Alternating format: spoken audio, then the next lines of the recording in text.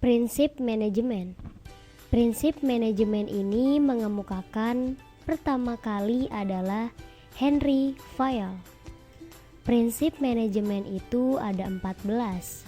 Prinsip manajemen yang pertama adalah pembagian kerja, yang bagaimana orang yang bekerja ini disesuaikan dengan tempat penempatan kerjanya. Dan kalau ada pembagian kerja ini menjadi lebih efisien. Yang kedua adalah adanya otoritas. Orang-orang yang bekerja di pabrik harus ada yang memanage atau ada yang mengatur supaya semua berjalan teratur. Kenapa harus teratur? Supaya pekerjaannya selesai. Itulah pentingnya perintah.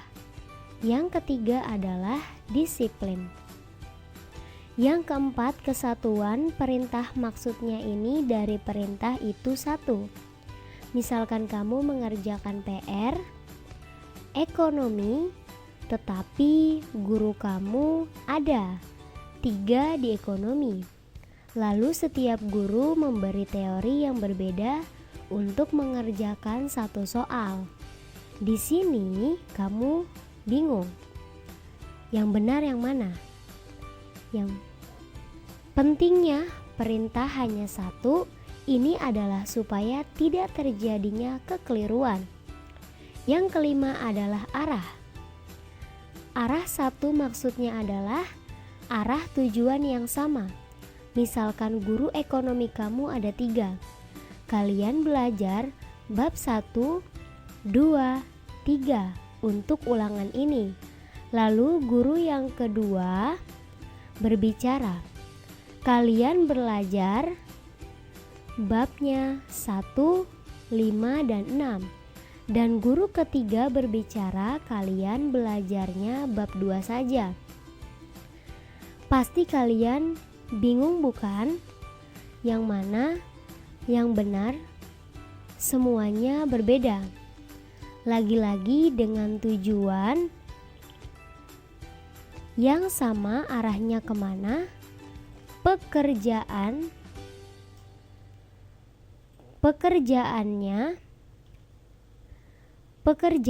selesai. Yang keenam adalah kepentingan bersama. Itu lebih penting daripada kepentingan pribadi. Kalau misalnya kamu menjalankan satu perusahaan kepentingan, kita sebagai satu perusahaan, bagaimana lainnya? Bukan. Bagaimana cara untuk saya sendiri dapat gaji paling besar? Yang ketujuh, upah. Upah itu gaji. Apa ini maksudnya? Upah itu adalah pemberian gaji yang harus adil dan rata. Kalau misalkan karyawan senang, dia akan melakukan semuanya untuk meningkatkan pekerjaan.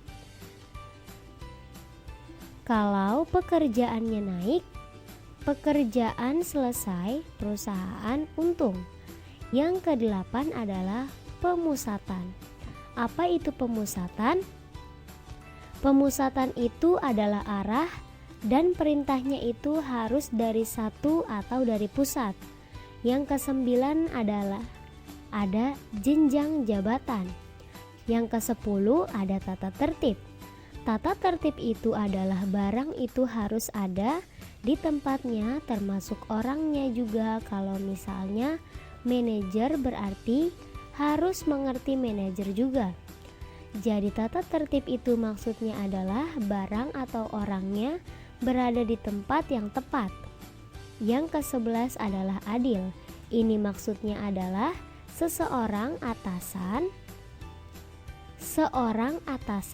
itu harus adil terhadap semua bawahannya. Yang ke-12 itu adalah stabil.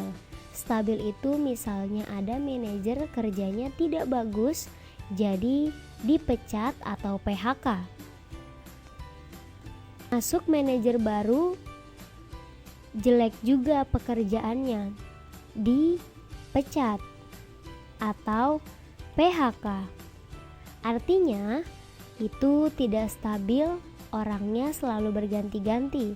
Kalau misalnya seperti itu berarti jelek juga perusahaannya.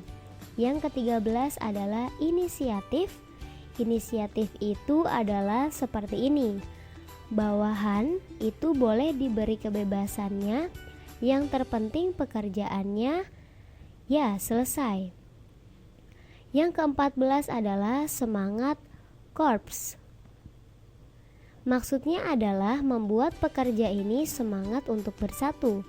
Poin dari semangat itu adalah kebersamaan. Kita bersama-sama untuk membangun satu perusahaan, bukan untuk diri sendiri. Itulah 14 poin dari Henry Fayol. Henry Fayol.